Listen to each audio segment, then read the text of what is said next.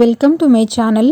ఈరోజు అమ్మ వంటల రుచిలో చాలా సింపుల్గా టేస్టీగా అరటికాయ వేపుడు ఎలా తయారు చేయాలో ఇప్పుడు చూద్దాం. ముందుగా అరకిలో అరటికాయలను తీసుకొని తొక్కు చెక్కుకొని చిన్న చిన్న ముక్కలుగా కట్ చేసుకుని వాటర్లో వేసుకోవాలి. ఇలా వాటర్లో వేసుకోవడం వల్ల ముక్కలు నల్లబడకుండా ఉంటాయి. ఈ విధంగా అన్నీ కట్ చేసుకుని పెట్టుకున్న తర్వాత స్టవ్ మీద కడాయిని పెట్టుకొని 3 నుంచి 4 టేబుల్ స్పూన్ల నూనె వేసుకోవాలి. తరువాత 1 టీ స్పూన్ పోపు దినుసులు వేస్తున్నాను. ఇక్కడ పచ్చిశనగపప్పు, మినపప్పు, ఆవాలు, జీలకర్ర వేసాను. తరువాత సన్నగా తరిగి పెట్టుకున్న వెల్లుల్లిపాయ ముక్కలు 1 టేబుల్ స్పూన్ వేసుకొని లో ఫ్లేమ్లో కొంతసేపు వేయించుకోవాలి. తరువాత తుంచుకున్న ఎండుమిరపకాయ 1 వేసుకొని ఇవి అన్నీ బాగా వేగేటట్లుగా వేయించుకోండి. ఇప్పుడు ఇందులో 1 రెమ్మ కరివేపాకు, 2 చిటికల ఇంగువ వేసుకొని లో ఫ్లేమ్లో కొంతసేపు వేయించుకోవాలి.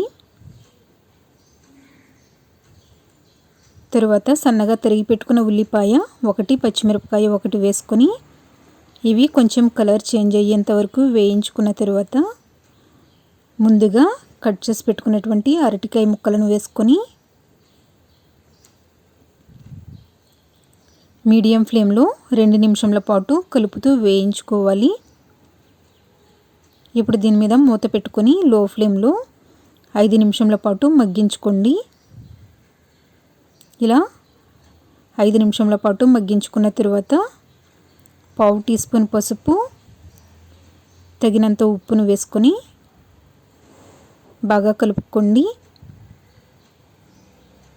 ఇప్పుడు మరలా మూత పెట్టుకొని ఇంకొక 5 నిమిషాల పాటు ముక్క మెత్తగా మగ్గేంత వరకు ఉడికించుకోవాలి.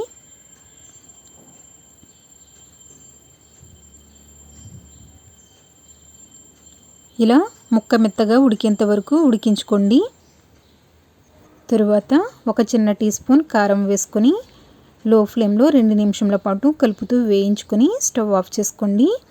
దీనిని వేడివేడి అన్నంలో రసంతో కానీ లేదా సాంబార్తో కానీ పప్పుచారుతో కానీ సైడ్ డిష్గా తిన్నట్లయితే చాలా టేస్టీగా ఉంటుంది.